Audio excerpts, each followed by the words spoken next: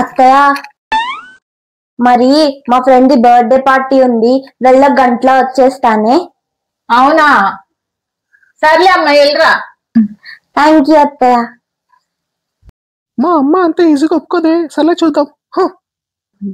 కొడుకు లేకుండా మీరు ఒకటే బర్త్డే పార్టీకి వెళ్తుందా నీ సంగతి. అదిగో చెప్పానా. ఒక నిమిషం ఆగమ్మా, పూజ చేస్తే ఒక నిమిషం ఆగు, బట్ట పెట్టుకెళ్ళదు గాని.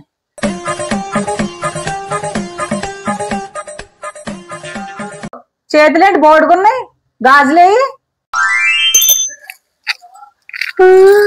అదేంటి మెల్ల నలపసులు లేకుండా వెళ్తున్నావు? నలపసులేయి. లోపల వేసుకున్నా. లోపల ఉంటాయేంటి, తీసి బయట వేసుకో.